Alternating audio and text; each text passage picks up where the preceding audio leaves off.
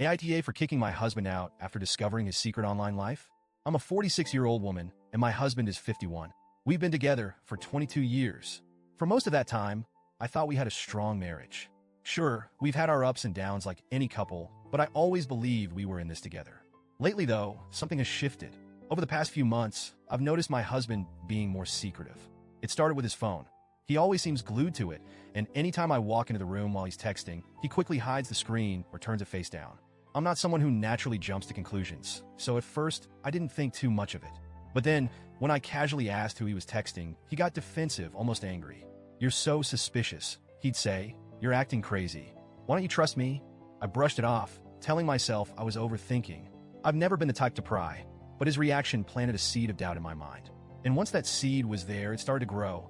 One night, everything came crashing down. I woke up in the middle of the night, couldn't even tell you why, and saw his phone sitting on the bedside table. I felt a pang of curiosity, then guilt. I told myself I was being paranoid, but something in my gut wouldn't let me go back to sleep. So, I picked up his phone. I don't know what I expected to find.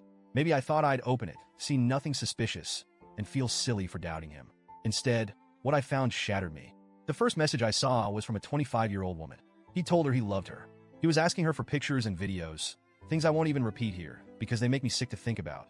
My hands were shaking as I scrolled further. There were DMs to multiple women, some I recognized from his past, and others I'd never heard of. And the accounts he was using? I didn't even know they existed. He'd been hiding whole parts of his online life from me. In that moment, something in me broke. I didn't cry. I didn't scream. I just shut down. I got out of bed, went to the closet, and started folding his clothes.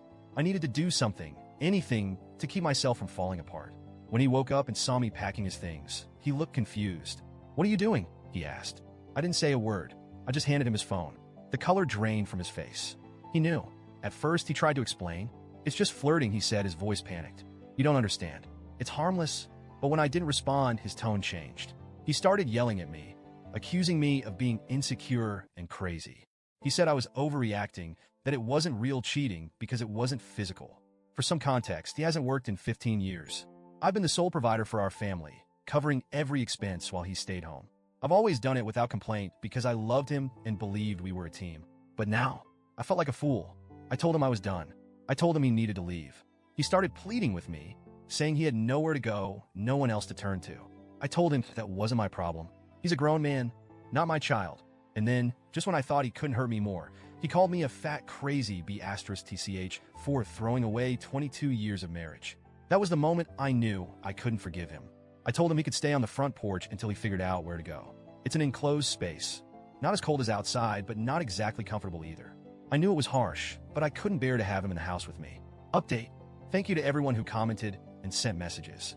Your kindness has been a lifeline. When I got home from work, he was still on the porch. To clarify, it's more like a mudroom. Chilly, but not unbearable. I let him in so he could eat, use the bathroom, and talk. He started apologizing again. He said he wouldn't do it anymore, that he didn't mean to hurt me. He begged me to think about our history together, to consider the good times. He said I was throwing away 22 years over something that wasn't physical. But this time, his words didn't sway me. I pulled up his messages again, the ones I'd read the night before, and began reading them out loud. I got about halfway through before I broke down crying. I couldn't help it. The betrayal felt so raw, so personal. I looked at him through my tears and said, You knew this was the one thing I could never forgive." His response? He called me a bitch and said he hated me. Hearing those words from him, after everything I've done for him, was like a dagger to my chest. But in a strange way, it also gave me clarity.